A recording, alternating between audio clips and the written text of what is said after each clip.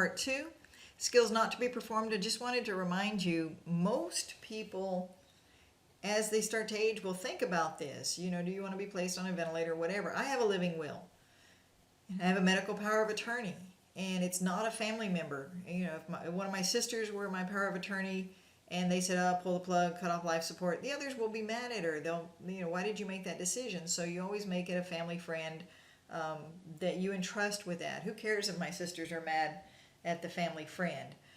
So a lot of people live with these out of hospital, do not resuscitate orders, living wills, durable power of attorney, those kind of things. So as we have an aging population, more and more people will go to live with their children. And when they do that, everybody needs to be aware of what that patient's wishes are. The problems arise when the family doesn't agree with their wishes. So if they've called, one of the first things you need to say is, do they have a DNR? And they say no, then you treat them as if they don't have one. You always want to err on the side of treatment rather than withholding treatment until you find that DNR. So this would be a good example of you arrive on scene and that person is no longer breathing, and you start ventilations, and you get on the phone and call your medical director or online medical control and say, hey, we started CPR, whether it be ventilations or compressions, and then the other adult child showed up with a DNR. You can't stop CPR once you start it unless directed by the physician, unless the person recovers, unless you find reasons that they're not going to be resuscitated. We'll talk about those in a second. But you can't just go, oh, you know what, this isn't working, let's stop. Or the DNR's here. You still have to call and get that. That'd be a good example of online medical control. Definition for abandonment is when a trained professional is treating someone and then leaves that patient before another trained person of equal or higher certification takes over. So if you deliver the patient to the nurse that's equal or higher, EMS shows up, the paramedics are there, you deliver the patient to equal or higher.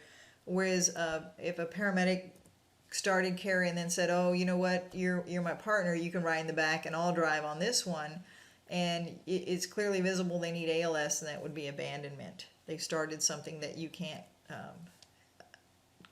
keep that same scope of care continuing. Person's dead at the scene. These are times that you would not want to start care.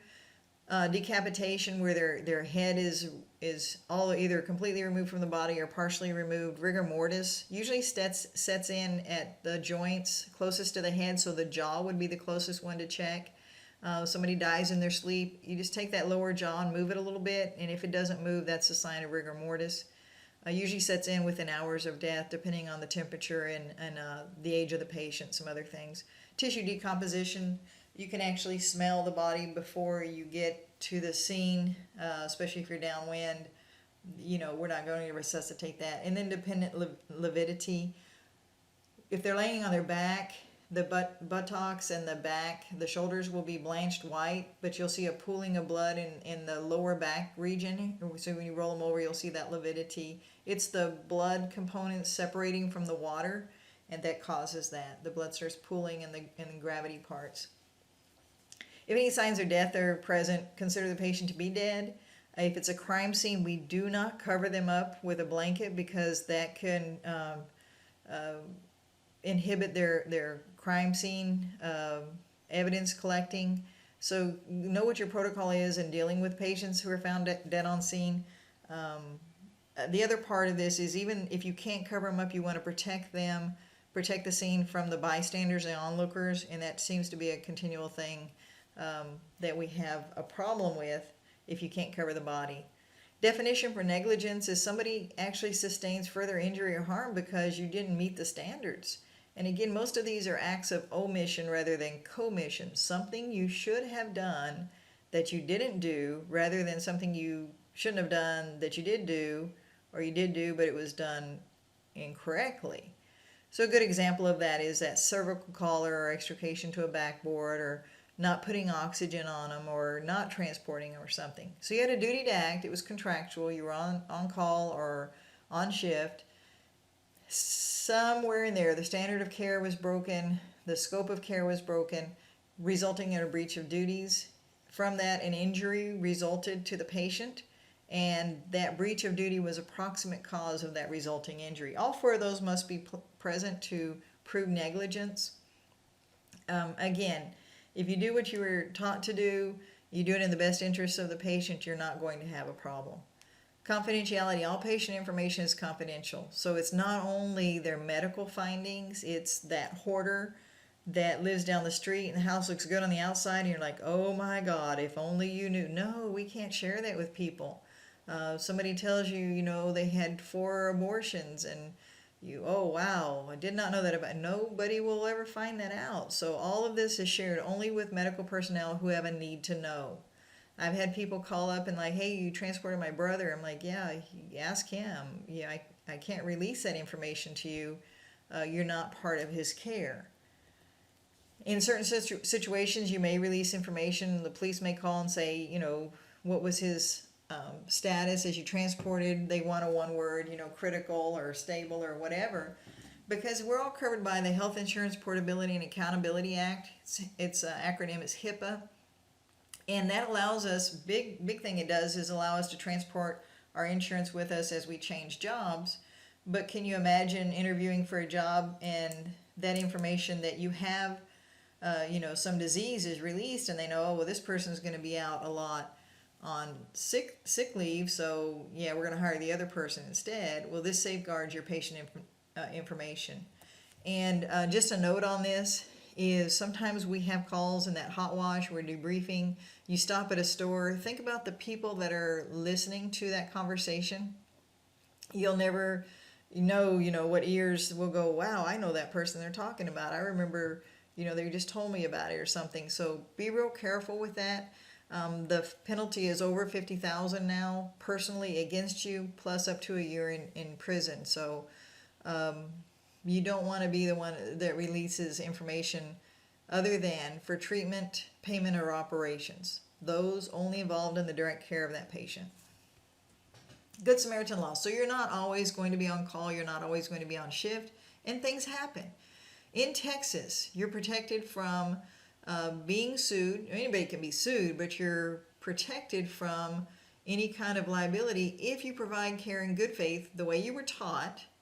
And it's not like, oh, well, I'm not getting paid for this, I'm not on shift, so all I'm going to do is hand them some gauze. I'm not going to bandage it or splint it. No, you still have to act as if you were on the truck.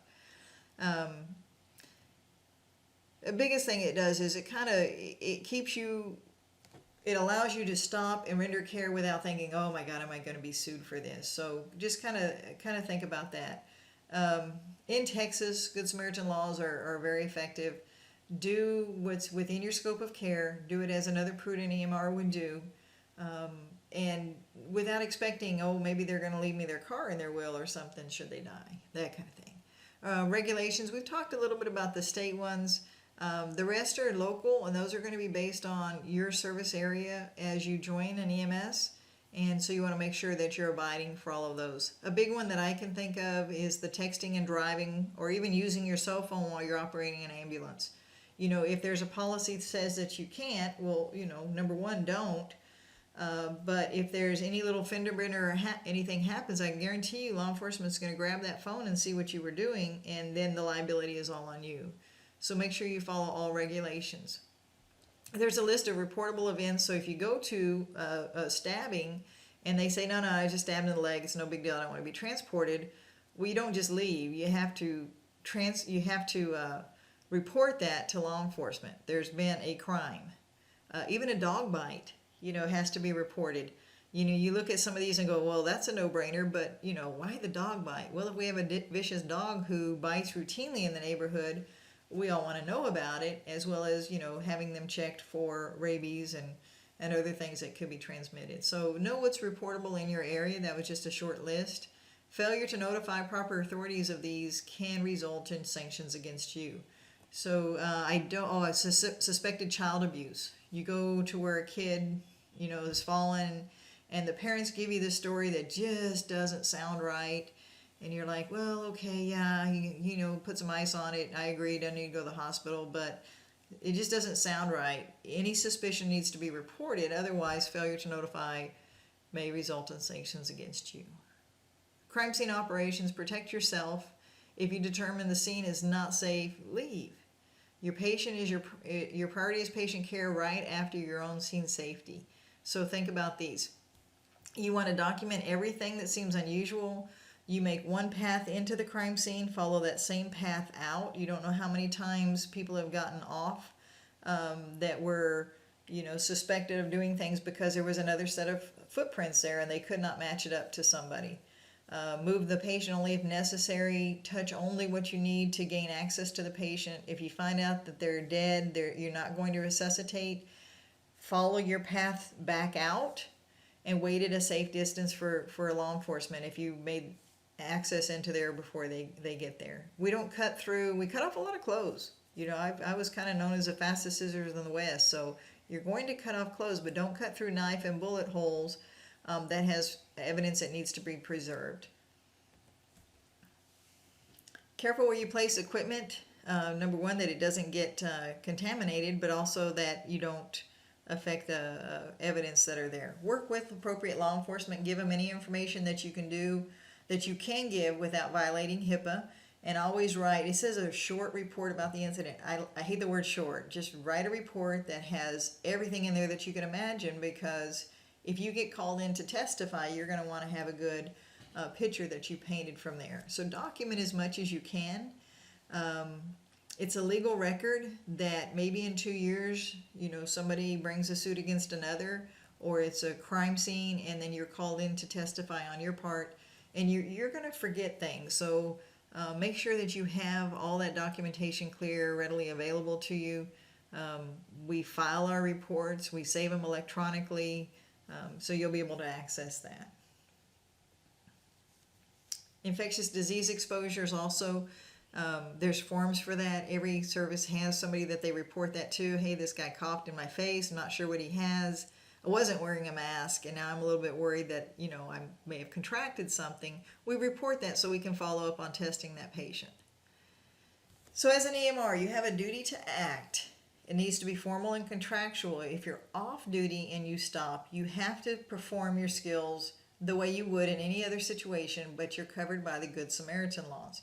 We want to make sure we get consent from our patients. We call that express consent, implied if they're unable to answer.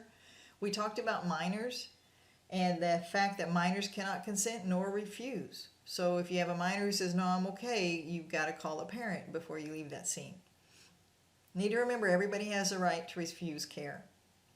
Patients with advanced directive or out of hospital do not resuscitate. Give that patient the right to have that care withheld. So we want to honor that unless it's vague. Then we want to err on the side of doing something and then call medical control.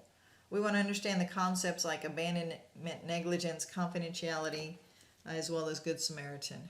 Understand that people will come with contagious diseases that may or may not show any outward signs or symptoms. So we want to be very careful with airborne, bloodborne, direct, and indirect contact with patients. We always want to be suited up, what we call body substance isolation, or BSI. Little review. Emergency medical responders have the legal duty to act only when they're being compensated by a certified agency. No, we said if you're a volunteer, but you've signed up for a shift, that's still a contract. If you witness an emergency scene while not on duty, you don't have a legal act, you have an ethical, maybe moral act, but not legal. Even when outside their response jurisdiction, legal. Outside your response jurisdiction, not really, right? If they're employed by an agency as EMR. So that is the best answer. That is your contract. You're employed and on shift at that time. Patients are legally able to make a decision regarding their care if they're of legal age. Yes. Have injuries that are not life-threatening. Willingly accept transport to the hospital.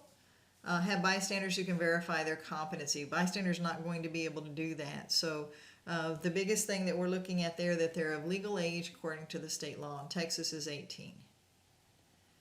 EMRs have the ethical responsibility to provide care only when a paramedic is present. That would be false. Discuss details of each case with coworkers. They're not involved in the care. We don't discuss that. Transport all patients to the closest hospital.